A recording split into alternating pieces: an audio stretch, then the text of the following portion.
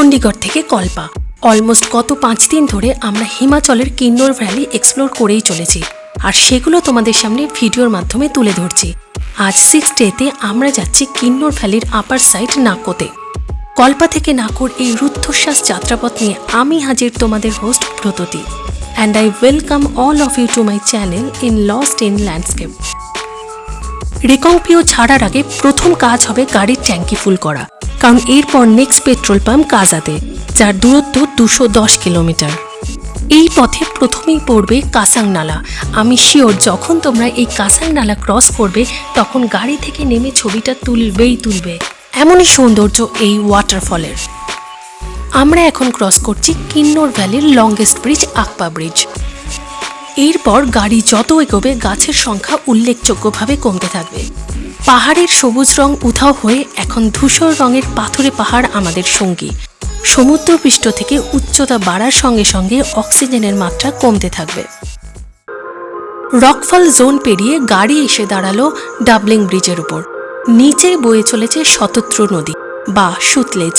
সামনেই রয়েছে doubling checkpost. এখানে গাড়ির কাগজপত্র ও প্যাসেঞ্জারের ডকুমেন্টস জমা দিয়ে আগে যাওয়ার পারমিশন পাওয়া যায়।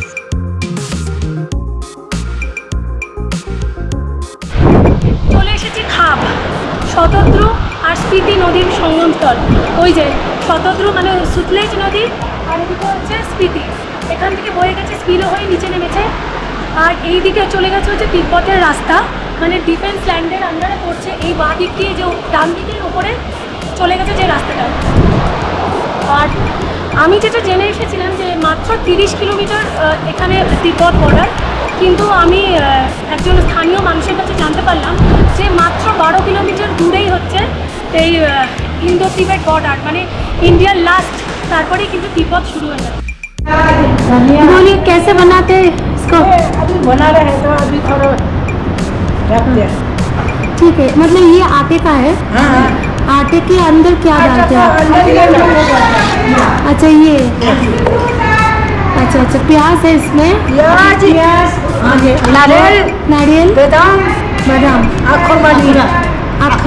अखरोट। अच्छा,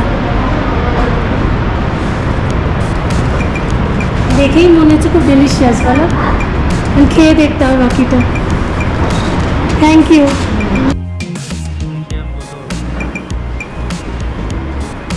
টেস্ট কেমন? টেস্ট করো।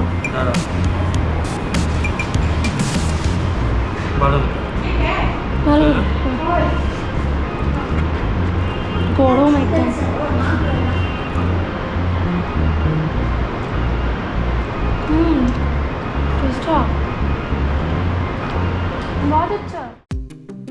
ঘড়ির কাঁটা 12:30 ছুঁই।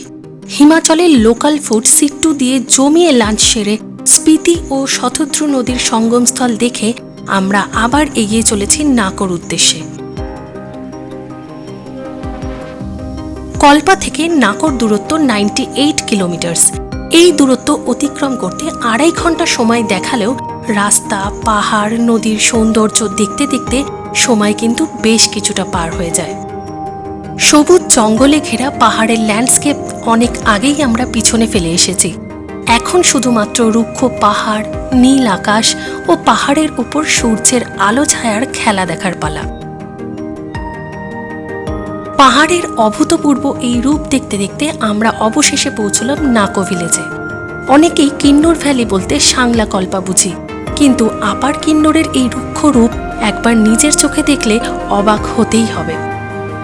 নাকোতে আমাদের হোটেলের নাম লোভন হোটেল অ্যান্ড রেস্টুরেন্ট, আর এই হোটেলের বিশেষত্ব এখানকার ভিউ।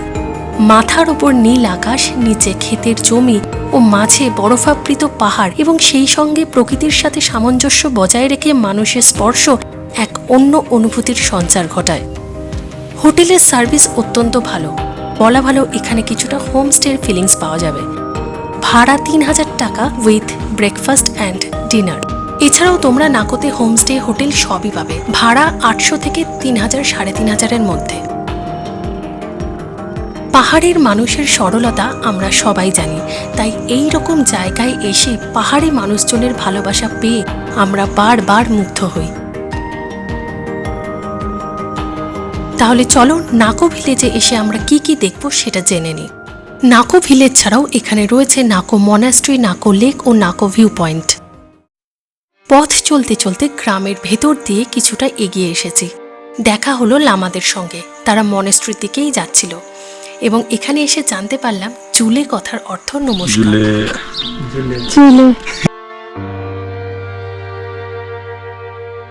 হাঁটতে হাঁটতেই চলে আসা যায় নাকো মনাস্ট্রিতে। নাকো মনাস্ট্রির চত্বর বেশ বড়, গাড়ি পার্কিংয়ের সুবিশাল জায়গা রয়েছে। নাকো মনাস্ট্রিতে ঢুকলে মনে হবে এক টুকরো ইতিহাস চোখের সামনে জীবন্ত হয়ে উঠেছে। এখানকার এক একটা পাথর ইতিহাসের সাক্ষী। এখানে লামাদের থাকার জন্য হোস্টেলও রয়েছে।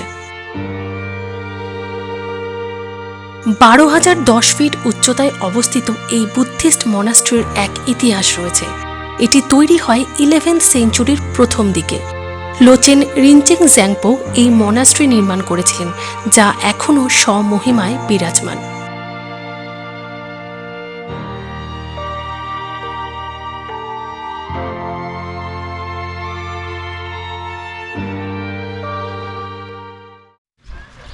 নাকো মনাস্ট্রি থেকে ফেরার পর ভেবেছিলাম আমরা নাকো লেকটা যাব, কিন্তু যেতে পারলাম না। তার কারণ হচ্ছে মেয়ে খুব ও কাঁদছিল, ওর খিদে পেয়ে গেছিলো, ঘুমও পেয়ে গেছিলো ওর।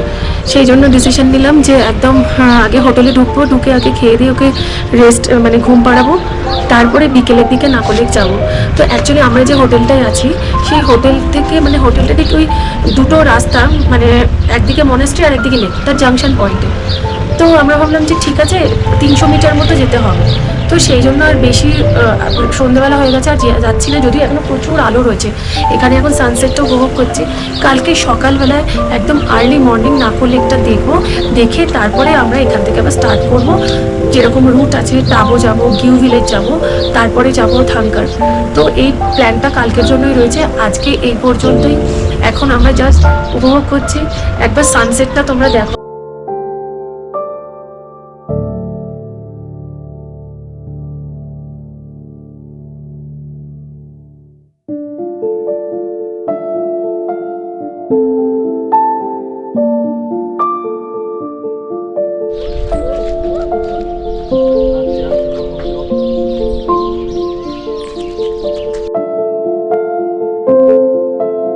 আজ দিনের শুরুতেই আমরা বেরিয়ে পড়েছি নাকো লেক দেখতে।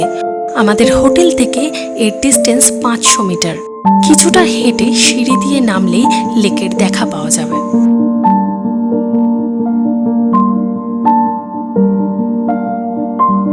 দৈর্ঘ্যে 500 মিটার এবং প্রস্থে 200 মিটার এই নাকো লেকের গভীরতা 196 ফিট। এই মুহূর্তে নাকো গ্রামের সোর্স অফ ওয়াটার এই লেকটি। তবে এই লেকে জলের পরিমাণ কমে যাওয়ায় বোটিং বন্ধ রয়েছে।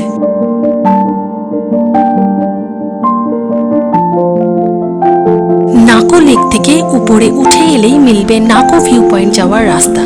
যদিও অ্যাকচুয়াল রাস্তা বলতে যা বুঝি এখানে তা নয়, বলা ভালো কিছুটা বোল্ডার ক্রস করে এই ভিউ পয়েন্টে পৌঁছতে হয়।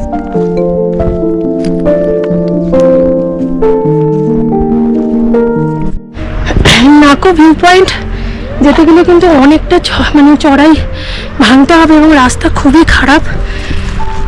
আমরা এসে পড়েছি, বাচ্চা নিয়ে এসছে, ও আস্তে আস্তে টুকটুক করে হাঁটছে। তবে আমি বলবো যে যাদের শারীরিক ক্ষমতা হেঁটে পাহাড়ে ওঠার কম, তারা বাচ্চা নিয়ে না আসাই ভালো। এই জাস্ট ভিউ কিন্তু খুব সুন্দর, কিন্তু এই রাস্তাটা কিন্তু খুব আর কি ডেঞ্জারাস বলা যেতে পারে। বাচ্চা নিয়ে আসাটা একটু ডিফিকাল্ট, ডেঞ্জারাস বলবো না, ডিফিকাল্ট। তবে এখান থেকে যে ভিউ দেখতে পাচ্ছি বেস্ট, দি বেস্ট। এখান থেকেই অ্যাকচুয়ালি পুরো গ্রামের ভিউটা পাওয়া যায়। আর এই যে এখানে লেখা রয়েছে আই লাভ নাকো। এই যে নিচে দেখা যাচ্ছে নাকো লেক, নাকো ভিলেজ, এদিকে পুরো পাহাড়, আর এই হচ্ছে রাস্তা।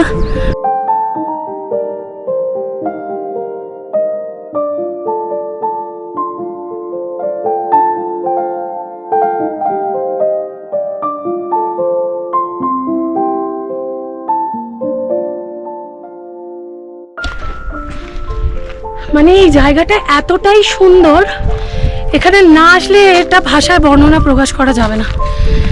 মানে একটু হাইট বেশি, গ্রাম থেকে অনেকটাই উঠে আসতে হবে, কিন্তু এখান থেকে যা দেখতে পাচ্ছি মানে অসাধারণ। আমার মনে হয় আমাকে আর কিছু বলতে হবে না, মানে এতটাই সুন্দর জায়গা। এই যে ভিউ, আমার মেয়েও কিন্তু অলমোস্ট চলে এসছে, মানে কমপ্লিট করে ফেলেছে এই ট্রেকটা, ছোট্ট একটা ট্রেক। চলো তাহলে যাওয়া যাক। সোনা,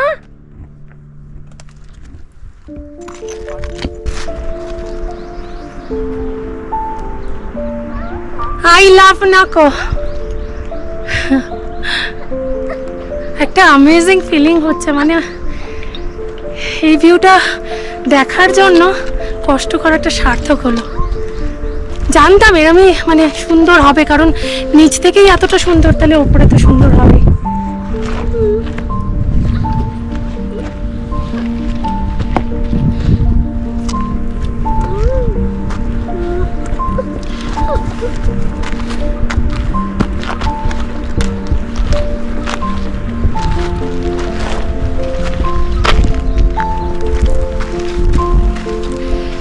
ওইখানে যাওয়া যাবে না।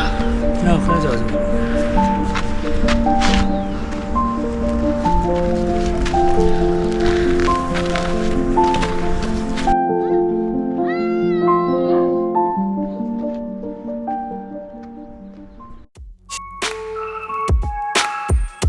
নাকো থেকে আজ আমরা যাব গিউ ভিলেজে। অনেকেই কল্পা থেকে এসে নাকো দেখে বেরিয়ে যায় টাবোর উদ্দেশ্যে, বাদ পড়ে যায় এই গিউ ভিলেজ। তবে আমি বলবো নাকোতে এক রাত কাটিয়ে তারপর গিউ ভিলেজ দেখে টাবোতে পৌঁছতে। আসলে মোট কথা কোনোভাবেই গিউ ভিলেজ স্কিপ করা যাবে না। রেকংপিও থেকে যে বাস ছাড়ে কাজার উদ্দেশ্যে তা কিন্তু গিউ ভিলেজ যায় না। এইখানে যেতে গেলে গাড়ি ভাড়া করাই শ্রেয়। গিউ ভিলেজ যেতে পড়বে সামদো ভিলেজ।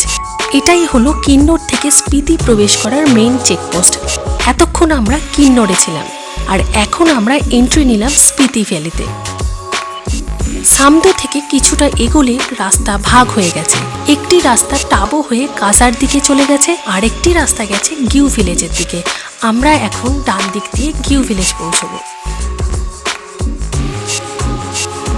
শুরুর দিকে রাস্তা কিছুটা ভালো হলেও পরের দিকে তা কিন্তু অফরোডিং এবং ম্যাক্সিমাম রোড সাইড রকফল জোন। তাই এখানে যে কোনো জায়গায় গাড়ি না দাঁড় করানোই ভালো।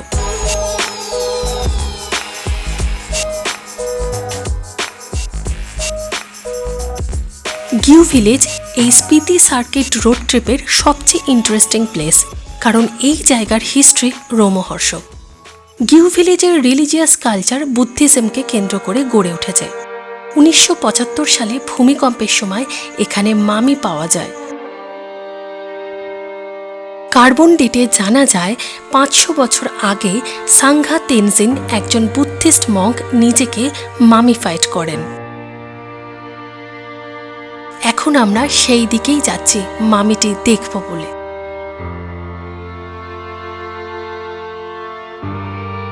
এখানেই তোমরা পাবে মামি উদ্ধার করার হিস্ট্রি। বলা হয় এখনও এই মামির চুল বা নখ বৃদ্ধি পাচ্ছে। ভূমিকম্পে ক্ষতিগ্রস্ত হওয়ার পর এটিকে পরবর্তীকালে ভারত সরকারের পক্ষ থেকে কাঁচের বক্সে এইভাবে রাখা হয়েছে।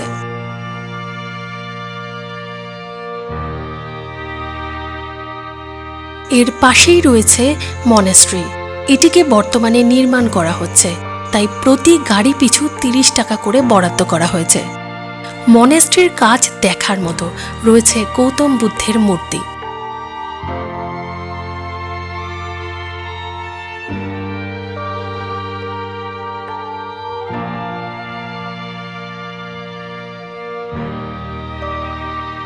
মনেস্ট্রি থেকে গিউ ভিলেজের ভিউ সবচেয়ে বেশি সুন্দর আসে, তাই অবশ্যই এইখানে এসে কিছুটা সময় কাটিও তোমরা। এটা হচ্ছে গিউ ভিলেজ। এখানে মঙ্ক নিজেকে মামিফাইড করেছিল। এত কোর একটা জায়গা, মানে আমরা যখন সামদো থেকে 6 কিলোমিটার আসছিলাম, মোড়ে মোড়ে বিউটি, সত্যি কথা বলতে কি। এবং হাতে গোনা কয়েকটা হোমস্টে রয়েছে, মানুষের বসবাসও ভীষণ কম। জায়গাটাতে মানে এতটাই সাইলেন্স বলতে মানে কোলাহল মুক্ত জায়গা, শুধুমাত্র স্পিতি নদী বয়ে চলেছে, হাওয়া দিচ্ছে, ব্যাস। আর হাতে একটু গাড়ির শব্দ, তাও একদম মানে হাতে গোনা কয়েকটা গাড়ি, এটা সিজন, তাও মানে এখানে দেখতে পাচ্ছেন আমাদের এদিকে একটা গাড়ি আছে, ওখানে একটা গাড়ি এন্ট্রি নিচ্ছে, আর বাইকে করেই যারা আসছে। আমি বলবো এটা কিন্তু মাস্ট ভিজিট যায়। মানে স্পিতিতে যখন আমরা এন্ট্রি নিয়েছি তখন থেকেই কিন্তু ভ্যালি মানে একদম কালো, স্পিতি নদীর জল একদম, জলের রংটাই কালো। আবার আস্তে আস্তে কিছুটা পুরো ব্যারেন ল্যান্ড, কিচ্ছু নেই, জাস্ট মানে এরকম পাহাড়, ব্যারেন মাউন্টেন যেটা বলে। প্লাস কিছুটা এসে আবার দেখছি এরকম সবুজ ঘাস রয়েছে, কটা আপেল গাছও দেখলাম, এখান থেকে দেখাও যাচ্ছে। আর কিছু জিনিস চাষ করছেন ওনারা, ক্ষেতিবাড়ি করেন, তো সেগুলোও রয়েছে। তো সত্যি কথা বলতে কি মানে জায়গাটা কিন্তু পিসফুল। মানে আমি শুধু ভাবছি যে মানে এই যে মামি হয়েছেন, কিন্তু স্বেচ্ছায় মামি হয়েছেন, তো তখন কতটা লোনলি ছিল, মানে এখনই এতটা লোনলি একটা জায়গা, মানে কত পিসফুল একটা জায়গা। মানে তখন তো কিচ্ছু ছিল না, রাস্তাঘাট আমার তো তখন তৈরি হয়নি, আজ থেকে 500 বছর আগে। আমি সিরিয়াসলি জানি না, আমি ভাবতেও পারছি না, মানে জাস্ট কান্ট ইমাজিন যে কীভাবে এখানে এসে এতটা, মানে তবেই বোধহয় ওনারা মানে আর কি এই মানসিক শান্তির জন্য মেডিটেশন করেছেন, এত দিন ধরে নিজেকে মামিফাইড করেছেন। সম্ভব, এখানে সম্ভব। এই পাহাড় অন্য কথা বলে, এখানে সবই সম্ভব। চলো আমাদের নেক্সট ডেস্টিনেশন এবার টাবু, তো আর দেরি করবো না, চলো যাই।